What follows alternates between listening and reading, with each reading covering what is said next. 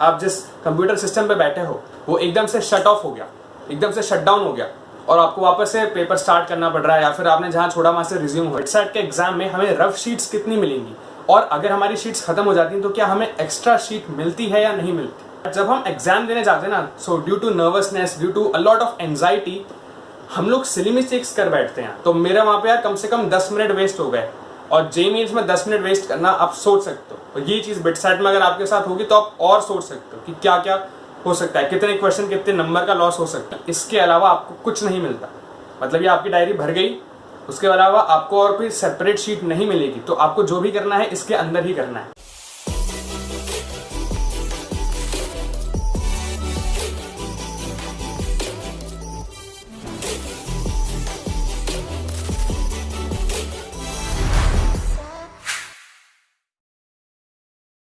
तो दोस्तों इस वीडियो में हम लोग उन 5 एग्जाम सेंटर टिप्स के ऊपर बात करने वाले हैं जो आप में से हर एक जने को यार ध्यान रखनी पड़ेंगी।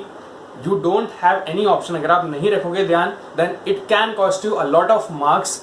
ऐसा हो सकता है यार कि आप लोगों को वो टेस्ट बहुत ज्यादा ट्रिवियल सी लगे, आपको लगे कि यार ये बहुत इनसिग्निफिकेंट बात बता रहे हो भैया, ये तो हमें पहले से पता था, या फिर ये बताने लायक ही नहीं थी बात, अगर मैं नहीं भी करूंगा still I would be able to score very good marks. तो यार इसमें कोई डाउट नहीं है, हो सकता है अगर आप इनको फॉलो ना करो स्टिल आप एक अच्छा स्कोर लेकर आ जाओ। बट द थिंग इज कि एक अच्छा स्कोर और एक बहुत अच्छा स्कोर, उसमें ज्यादा डिफरेंस नहीं होता यार। आपके अगर 378 आए तो आप पिलानी कैंपस में पिलानी की सीएससी नहीं पढ़ सकते। अगर कट ऑफ 380 मार्क्स, वो जो 2 नंबर का गैप होता है ना, वो बहुत छोटा सा गैप है, it is very trivial, it is very insignificant, बहुत बड़ा नहीं है वो। बट उस 2 नंबर के गैप से आपकी एक पूरी की पूरी ब्रांच में शिफ्ट आ जाती है। हो सकता है आपको अगर सीएस मिलने वाली हो तो आपको जैसे ट्रिपल ई मिली, हो सकता है मैकेनिकल हो जाए। अगर हम गोवा हैदराबाद कैंपस की बात करें तो वहां तो कट ऑफ्स और पास रहती हैं। तो हमने थोड़ी सी भी मिस्टेक करी, कुछ भी इधर से उधर हुआ थोड़ा सा भी, तो हमारी ब्रांच एकदम से शिफ्ट हो जाएगी, एकदम से चेंज हो जाएगी। सो that's why I am saying कि एक बार आप वीडियो को जरूर एंड तक देखना एंड ट्राई करो कि यार इस चीज को आप फॉलो करो, ठीक है। सबसे पहली चीज, आप में से काफी लोग मुझसे पूछते हैं कि भैया बिटसैट के एग्जाम में हमें रफ शीट्स कितनी मिलेंगी, और अगर हमारी शीट्स खत्म हो जाती हैं तो क्या हमें एक्स्ट्रा शीट मिलती है या नहीं मिलती। ये बहुत सारे बच्चों का डाउट था। तो इस पे पहले टिप है हमारी, ये ध्यान से सुनो। मेरे पास एक बुक है, ये आप बुक देख सकते हो यार, ये ज्यादा बड़ी बुक नहीं है, एक नॉर्मल आप डायरी की साइज की इसको बोल सकते हो। तो इस साइज की आपको एक छोटी सी डायरी मिलती है, आपको अलग लूज शीट्स नहीं मिलती सेपरेटली। आपको एक डायरी इस साइज के आसपास की डायरी मिलेगी जिसके अंदर 6 से 7 पेज होते हैं, ठीक है। तो ऐसा नहीं होता कि हमें बहुत सारे पेज मिले हैं, या फिर जो नॉर्मल A4 साइज का पेपर होता है वैसे पेज मिलेंगे, ऐसा नहीं है बिटसैट के पेपर में। अब काफी सारे लोग उसमें अपना जो कैलकुलेशन है वो कर लेते हैं। मतलब अगर आप 100 लोगों से पूछोगे कि क्या वो डायरी सफिशिएंट है कैलकुलेशन के लिए, प्रॉब्लम सॉल्व करने के लिए, तो 100 में से 70 लोग बोल देंगे यार कि बिल्कुल सफिशिएंट है, कोई प्रॉब्लम नहीं आती। बट कुछ केसेस में मैंने बच्चों को बोलते हुए सुना है कि यार प्रॉब्लम आती है, और सबसे बड़ा ड्रॉबैक यार ये है कि इसके अलावा आपको कुछ नहीं मिलता।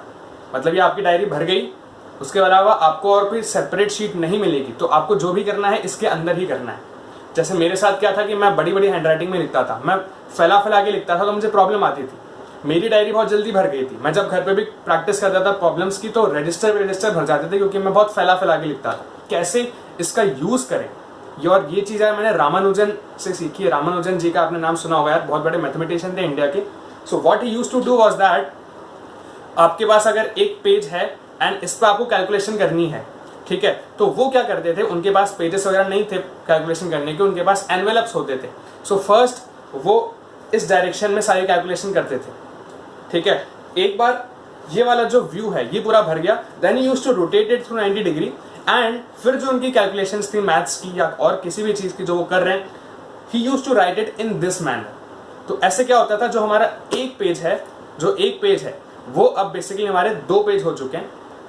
जब आप ऐसे लिखोगे तो वो 1 पेज हो गया, एंड सेकेंड टाइम आप ऐसे लिख रहे हो। जब आप स्टार्टिंग करोगे ना ऐसे करने की, जब आप प्रैक्टिस करोगे तो हो सकता है आपको यार लगे कि मेरे कुछ नंबर्स हैं वो मिक्स हो जाते हैं। जब मैं ऐसे लिखता हूँ और जब मैं ऐसे लिखता हूँ, तो मेरा 3 है वो मेरे को कभी कभार 8 दिखता है, कभी 6 है वो कभी कभार 9 दिखता है, तो काफी कंफ्यूजिंग रहता है। बट यार आप करके देखना, ये मैं काफी टाइम से कर रहा हूँ, ये मैं अपने 10th 11th क्लास से, जब से मैं एग्जाम दे रहा हूँ, ये चीज मैंने अप्लाई करी है, एंड डेफिनेटली अगर आपके पास कमी है ना पेपर्स की, या फिर आपकी राइटिंग बड़ी है, आपको लगता है कि यार मैं कंप्लीट नहीं कर पाऊंगा अपनी कैलकुलेशंस जितना मटेरियल मिला है उसके अंदर, तो डेफिनेटली आपको ऐसा करना चाहिए। You would eventually and up doubling your rough space. एक और चीज आप यार कर सकते हो, मैंने काफी अच्छे से करी थी और बहुत हेल्पफुल रहती है। बिटसैट की एक बात जो मैंने नोटिस करी, वो बहुत अच्छी चीज है, वो ये है that they do not give you any kind of pen और पेंसिल लाइक जेईई मेंस। तो आपको बेसिकली अपना बॉक्स वगैरह खुद लेकर जाना होता है, and you can carry with you as many number of pens and pencils as you want. तो व्हाट आई डिड वाज, मैं एक पेंसिल रखता था, फिर एक ब्लू पेन रखता था, एक ब्लैक पेन रखता था और फिर एक स्केच पेन रखता था। अब आप बोलोगे भैया इतनी सारी चीजों का काम क्या है? तो यार काम ये है कि पहले मैं अपने पेपर पे जो रफ वर्क है वो मैं पेंसिल से करता था। एक बार पेंसिल से काम हो गया, उसके बाद में उस पर ब्लू पेन से करता था। एक बार पेंसिल से कर दिया तो फिर जब मैं ब्लू पेन से उसके ऊपर लिखूंगा तो पेंसिल क्योंकि लाइट है, ब्लू पेन उस पर ज्यादा विविडली दिखेगा, ज्यादा क्लियरली दिखेगा और पेंसिल के कारण कोई प्रॉब्लम नहीं आएगी। एक बार ब्लू पेन का काम हो गया, फिर मैं ब्लैक पेन से करता था ताकि ब्लैक पेन और अच्छे से दिखेगा। तो वापस मेरे को वो वाला जो पेज जो पहले भर गया था, एक बार फिर से मैंने यूटिलाइज कर लिया। और एक बार ब्लैक पेन का भी काम हो गया, फिर मैं ब्लैक कलर का स्केच पेन यूज करता था जो कि सबसे ब्राइटेस्ट होता है, ताकि पहले जो भी मैंने लिखा हुआ है वो बिल्कुल इंटरफेयर ना करे और मैं अपनी कैलकुलेशंस कर पाऊँ।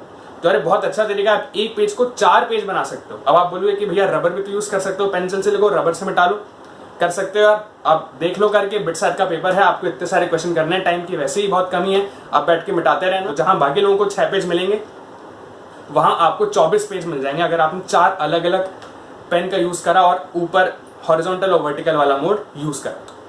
ठीक है, तो ये यार हमारी पहली टिप थी कि आपको रफ स्पेस का ध्यान रख के चलना है। दूसरी चीज जो काफी लोग मुझसे पूछते हैं वो यार ये है कि क्योंकि यार बिटसैट एक ऑनलाइन एग्जाम है, एक कंप्यूटर बेस्ड एग्जाम है, यानी आपको कंप्यूटर पे बैठकर करना है। तो बहुत बार ऐसा होता है कि यार आप जिस कंप्यूटर सिस्टम पे बैठे हो वो एकदम से शट ऑफ हो गया, एकदम से शट डाउन हो गया और आपको वापस से पेपर स्टार्ट करना पड़ रहा है, या फिर आपने जहां छोड़ा वहां से रिज्यूम हो रहा है।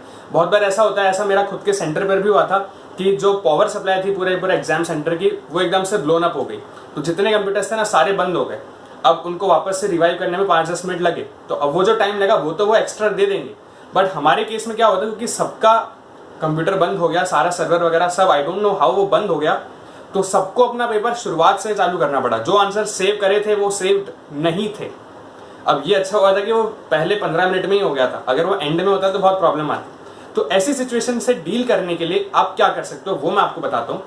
मैं क्या करता था यार कि जो भी मैं क्वेश्चन सॉल्व कर रहा हूँ रफ वर्क में, वो होता रफ है बट उसको ऑर्गेनाइज वे में आपको करना बहुत ज्यादा जरूरी है। फॉर एग्जाम्पल अगर आपने 45 में से 30 क्वेश्चन मैथ्स के करे हैं और एकदम से लाइट चली गई, तो अब ऐसा क्या कर सकते हैं कि अगर लाइट आए और हमें सेव्ड आंसर्स नहीं मिले तो वो 30 क्वेश्चंस हम 1 मिनट के अंदर अंदर सारे मार्क कर दें।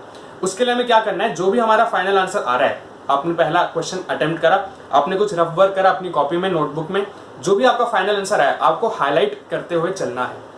क्या कर सकते हो आप, बॉक्स बना दो, क्लाउड बना दो, गोला बना दो, कुछ भी बना दो, ठीक है। अगर आप हाईलाइट करते करते चलोगे तो अगर ऐसा कुछ हुआ, जिसके चांस कम रहते हैं क्योंकि जनरली ऐसा नहीं होता कि आपका जो डेटा है, आपके आंसर्स हैं वो सेव नहीं हुए, बट काफी सारे केसेस में हो जाता है। मेरे फ्रेंड्स हैं कुछ यूपी के, उन लोगों ने लखनऊ में एग्जाम दिया था and they were at 2 different exam centres on 2 different dates, और दोनों ने बताया यार कि उनके टाइम पर लाइट गई थी एंड जो सेव था वो कुछ सेव नहीं रहा, सब कुछ उड़ गया। तो उनको वापस से सारे आंसर्स फिर मार्क करने पड़े एक एक करके, ढूंढ ढूंढ।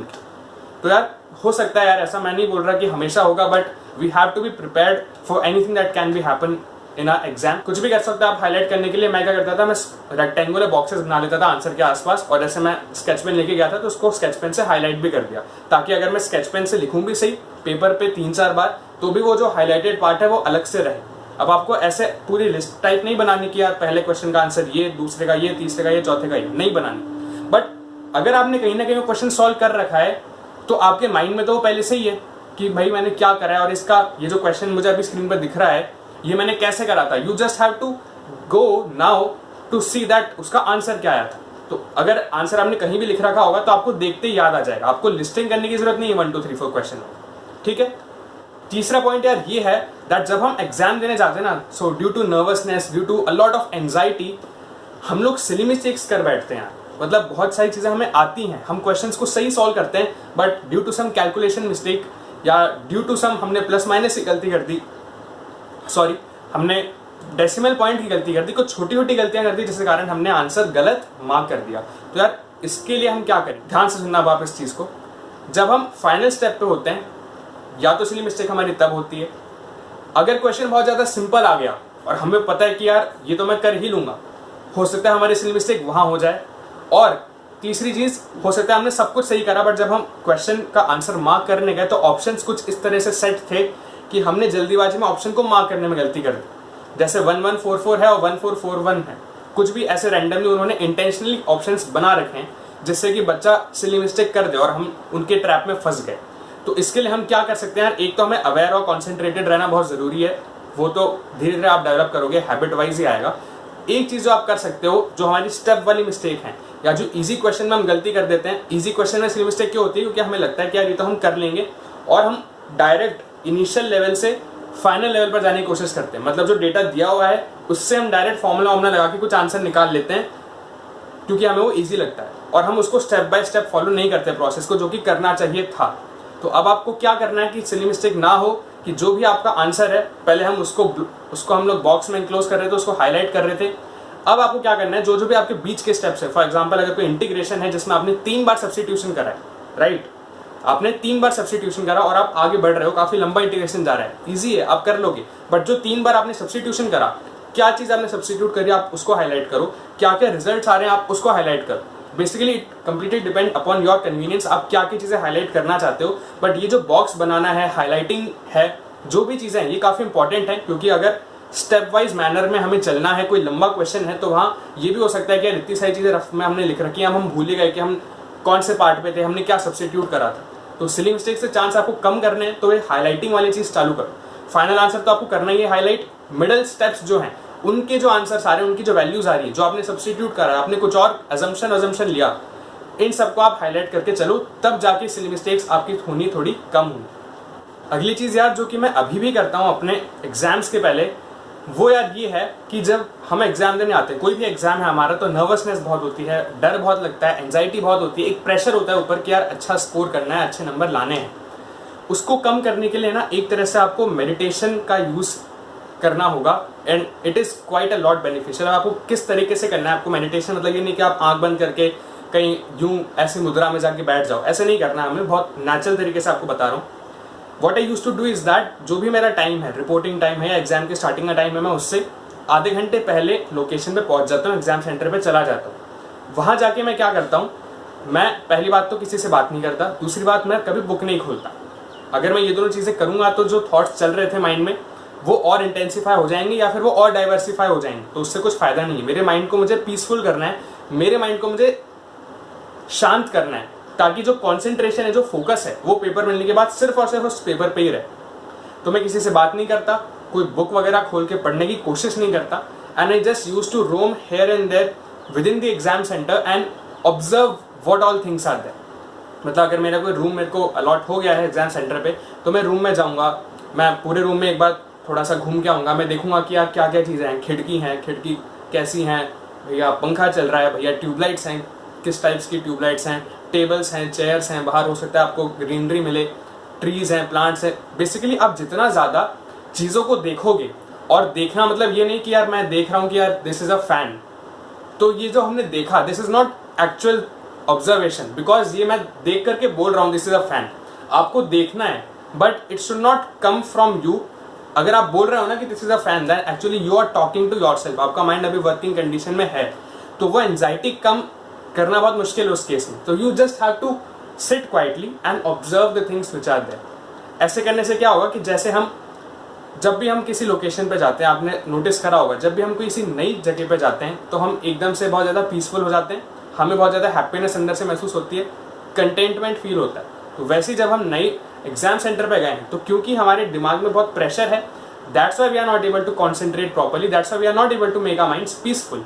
बट अगर हम लोग नोटिस करेंगे, ऑब्जर्व करेंगे चीज़ों को, जितना जल्दी हम लोग अडेप्ट कर पाएंगे उन सराउंडिंग से, उस लोकेशन से जहाँ पर बैठकर हमें परफॉर्म करना है, उतना जल्दी माइंड हमारा रिलैक्स होगा, उतना जल्दी माइंड पीसफुल होगा। आप लोगों को यार लग रहा होगा कि भैया ये क्या, मतलब क्या कोई सेंस है क्या इस बात का? खुद करके देखना, आपको तभी समझ में आएगा। Some things are better than only practically than spoken theoretically. आप जब करके देखोगे तभी आपको समझ में आएगा कि यार ये जो मैंने आपको बोला है इसकी क्या इंपॉर्टेंस है। And it is a kind of meditation. जब तक आप अपने सराउंडिंग्स के साथ एक नहीं हो जाओगे, ऐसे अगर मैं पुट करूं, तब तक वो फियर और वो जो एंजाइटी है वो बनी रहेगी, उसको आप हटा ही नहीं सकते। That is no way to come out of that. और यार आखिरी चीज, it is very very simple thing. Exam के पहले आपका सेंटर पे जो भी वॉशरूम वगैरह है, आप एक बार उसको विजिट जरूर कर लेना। अब हो सकता है आपको यार लग रहा हो कि यार मैं तो घर से पहले से ही फ्रेश वगैरह होके आया हूँ, मेरे को नहीं जाना washroom, but still I would say कि एक बार आप ये जरूर देख लेना कि वेयर आर दे लोकेटेड और क्या सब कुछ ठीक है। क्योंकि मैंने ऐसा अपने साथ एक्सपीरियंस करा हुआ है। मेरा JEE मेंस का एग्जाम था and I was in KV school, Jaipur में मैं गया था। एक KV कोई नंबर था, KV 1 2 3 4 में से, I was in that school. And मैं भी ऐसी कॉन्फिडेंस में था कि चलो कुछ नहीं होगा, अपन डायरेक्ट एग्जाम हॉल में चलेंगे, एग्जाम देके आएंगे।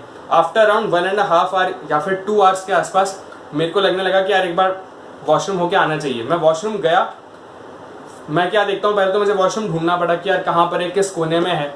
फिर जब मैं वहाँ जाता हूँ तो वहाँ पे अंदर लिखा हुआ था कि कुछ रिपेयर वर्क चल रहा है वहाँ पे and this is not functional. तो मैं वापस आया, मैंने किसी टीचर से पूछा और फिर उन्होंने बताया कि ऊपर वाले फ्लोर पे।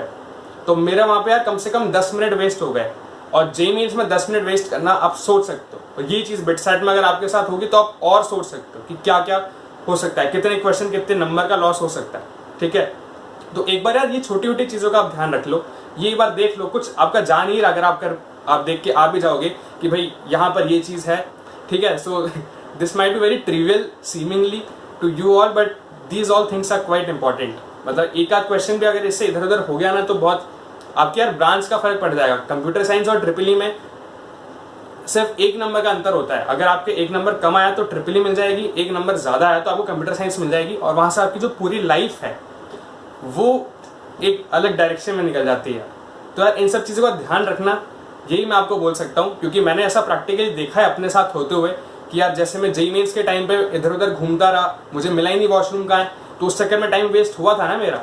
सो that's why I do not want these all things to happen with you. अपने एक्सपीरियंस के बेस पे मैं आपको बता रहा हूँ, तो प्लीज़ इन चीज़ों का ध्यान रखना।